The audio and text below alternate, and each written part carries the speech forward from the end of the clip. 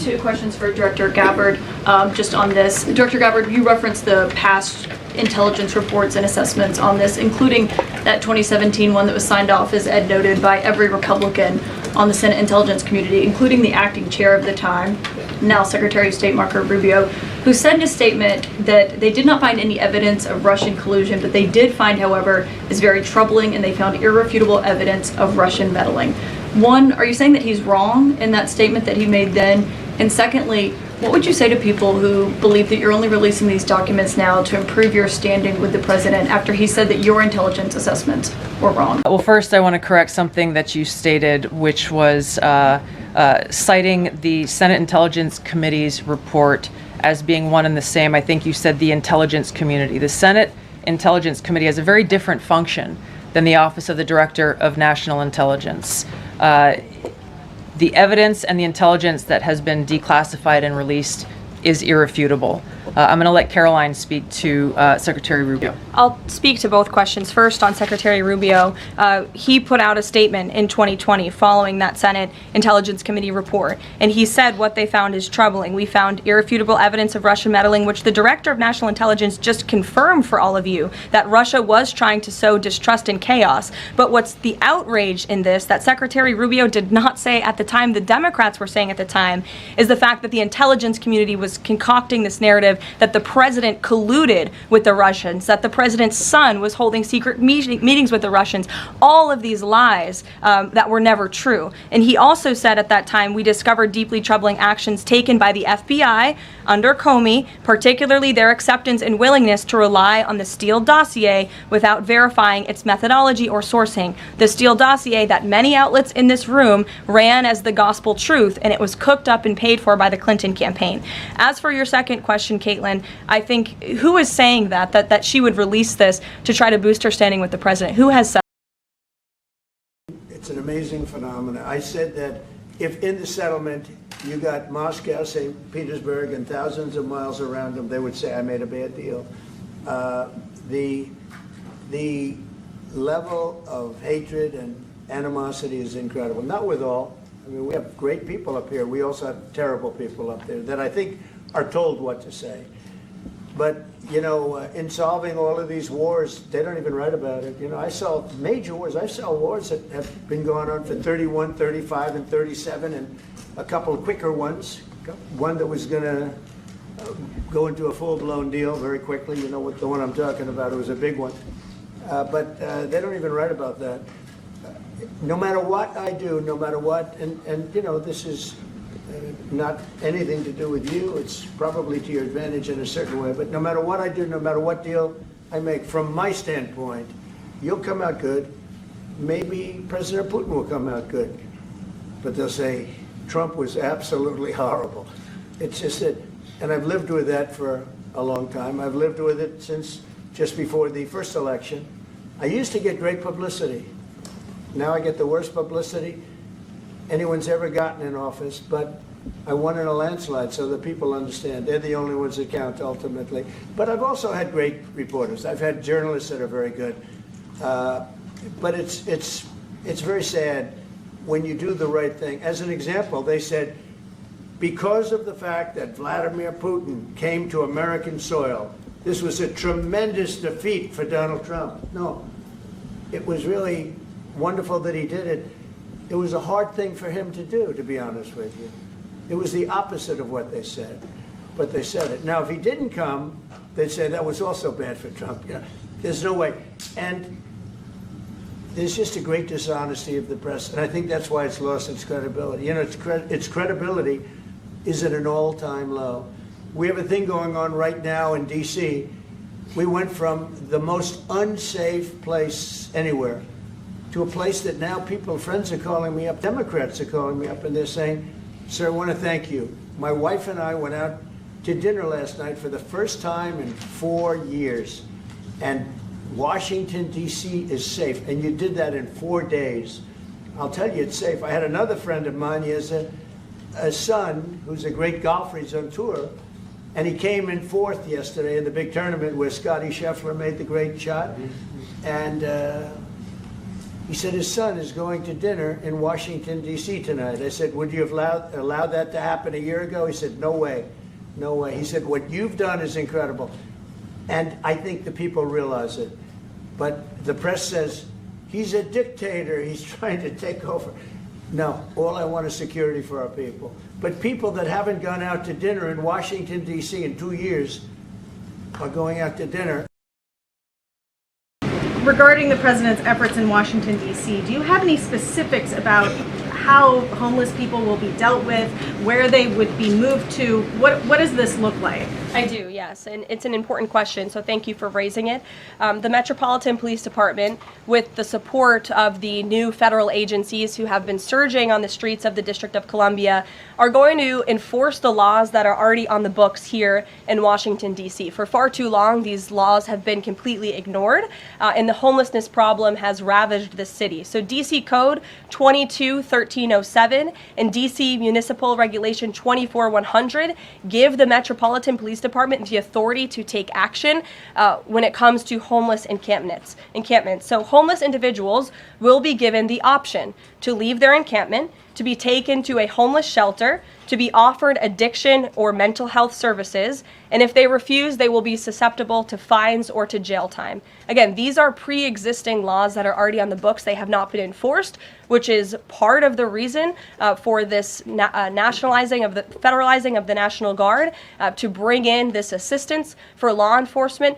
While we are targeting criminals and trying to remove criminals off of the streets, we also want to make DC safe and beautiful, and that involves removing mentally disturbed individuals and homeless encampments as well.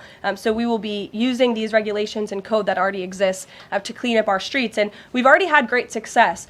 Not many of you picked up on this, but the United States Park Police has actually done remarkable work in terms of removing homeless encampments from the city. Since the president signed this executive order in March, 70 homeless encampments have been removed by the U.S. Park Police. There are only 2 homeless encampments remaining in D.C. federal parks under the National Park Service's jurisdiction, and the removal of those 2 remaining camps is scheduled for this week. So the U.S. Park Police will be leading this effort alongside MPD. He had talked in one of his social media posts about moving them very far outside of the city.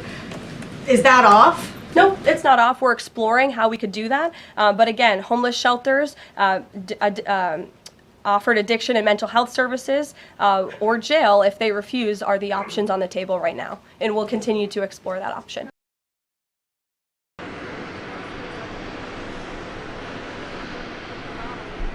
And I will say that I believe we had a very productive meeting. There were many, many points that we agreed on, most of them, I would say, a couple of big ones that we haven't quite gotten there, but we've made some headway. So there's no deal until there's a deal. I will call up NATO in a little while. I will call up the various people that I think are appropriate, and I'll, of course, call up President Zelensky and tell him about today's meeting. It's ultimately up to them. We really made some great progress today. I've always had a fantastic relationship with President Putin, with Vladimir, but we had an extremely productive meeting, and many points were agreed to. There are just a very few that are left. Some are not that significant. One is probably the most significant, but we have a very good chance of getting there. We didn't get there, but we have a very good chance of getting there. And Mr. President, I'd like to thank you very much, and we'll speak to you very soon and probably see you again very soon. Thank you very much, Vladimir. Next time in Moscow. Oh, that's an interesting one. I don't know. I'll get a little heat on that one, but I could see it possibly happening. Thank you very much, Vladimir. And thank you all. Thank you. Tonight, Obama fighting back, the former president calling out President Trump in a way that we have not seen before, slamming what he calls the, quote, bizarre and, quote, ridiculous allegations Trump made against him in the Oval Office just hours ago. So here's some of what Trump said. The witch hunt that you should be talking about is they caught President Obama absolutely cold, Tulsi Gabbard. What they did to this country in 2016, starting in 2016, but going up all the way going up to 2020 in the election. They tried to rig the election. We found absolute, this isn't like evidence this is like proof, irrefutable proof that Obama was seditious, that Obama was trying to lead a coup. All right, trying to lead a coup. Now, usually anyone associated with Obama just ignores all that. They don't respond. But that is not what happened this time.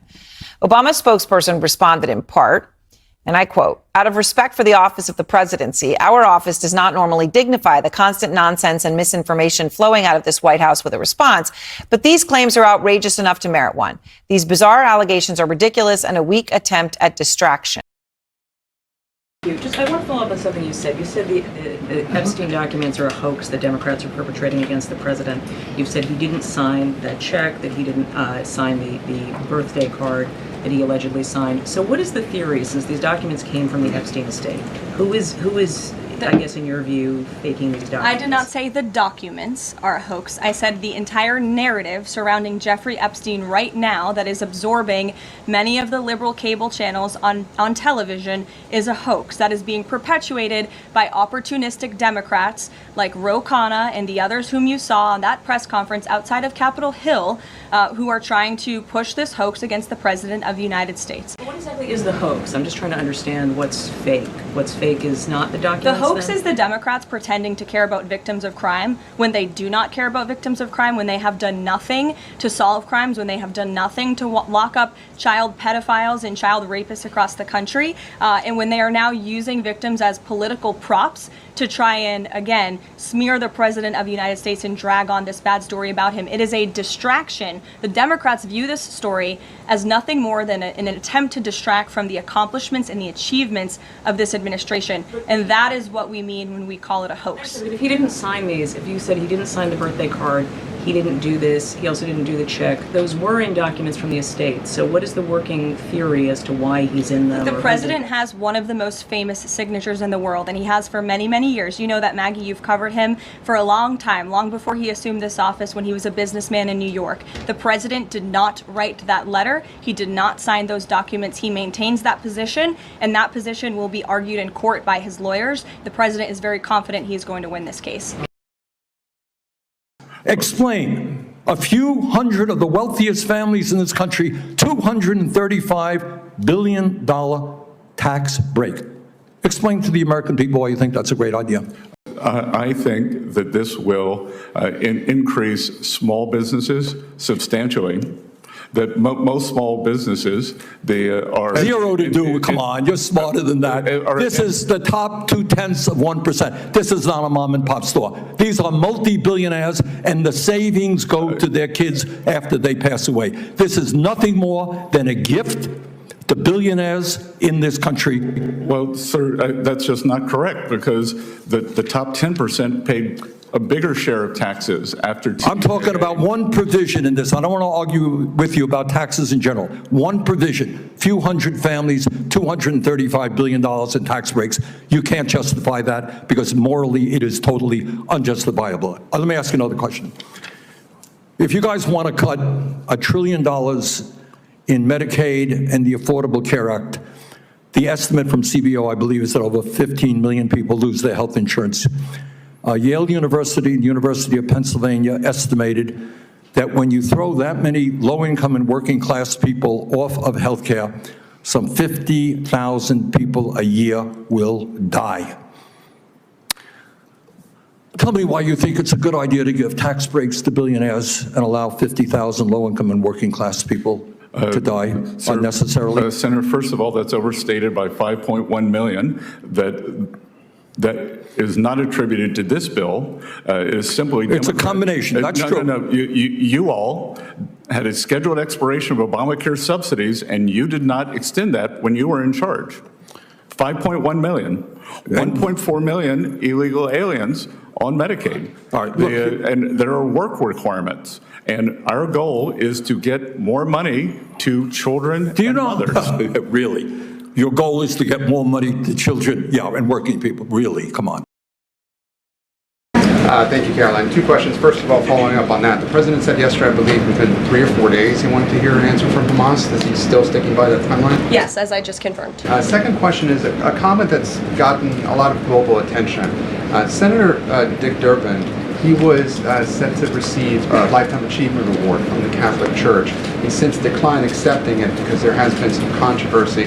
Pope Leo commented on this, and he said that someone who says I'm against abortion, but I'm in agreement with the inhumane treatment of immigrants in the United States, I don't know if that's pro-life.